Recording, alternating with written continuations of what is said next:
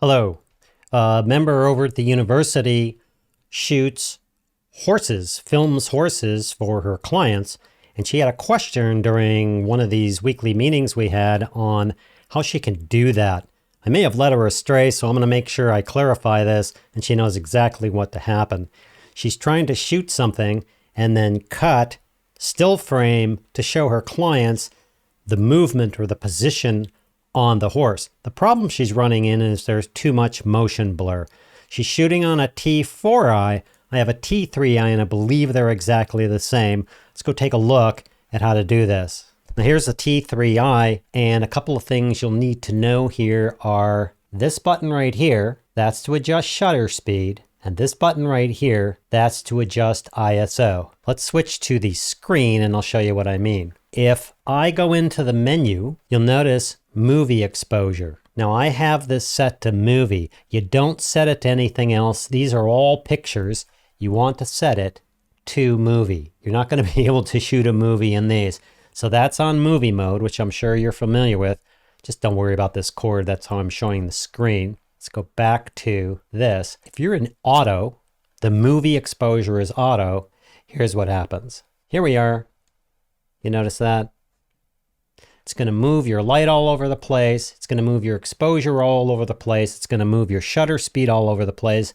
You do not want that. You do not want it in auto. So let's go back to the menu and change movie exposure to manual. Some people freak out manual mode. I have to handle everything.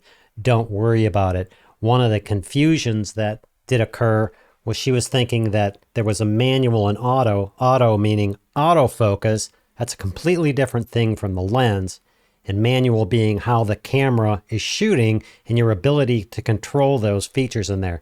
Let's go back to this again and I'll show you. If we hit the menu button right here and we're in manual mode, take it off of auto, set it to manual mode.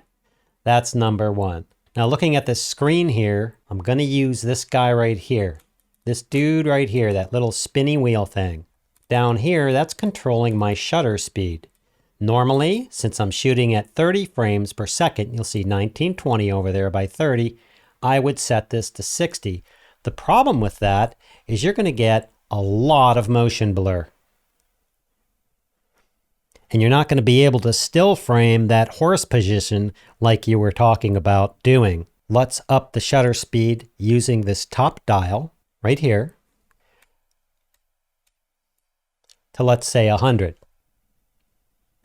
Less motion blur, and you should be able to still frame that. I wouldn't go much above 125. Now notice my ISO. This is the reason why I covered the ISO button. If I'm shooting at 60 frames per second, that may be a little bright.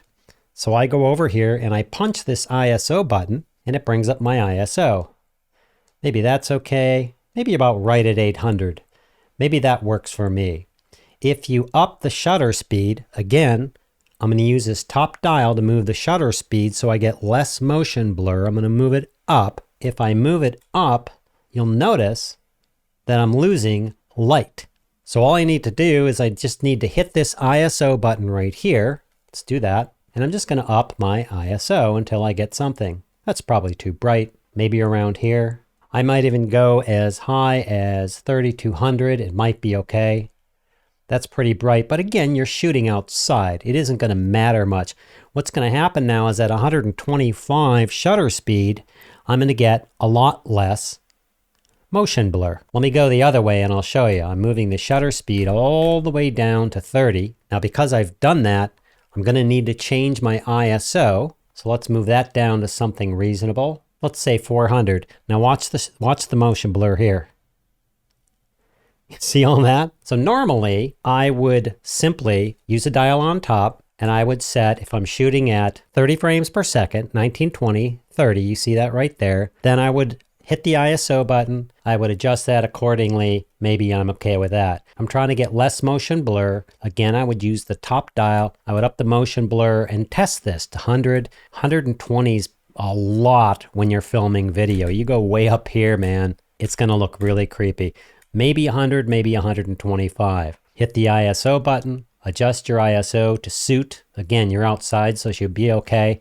and you'll get a lot less motion blur, and you'll be able to freeze frame these things for your clients. I hope that makes sense. I hope that works for you in your T4i. That's the way you do it. If you have any other questions, of course, you can email me or leave a comment below. I hope that helps, and we'll see you in the next video.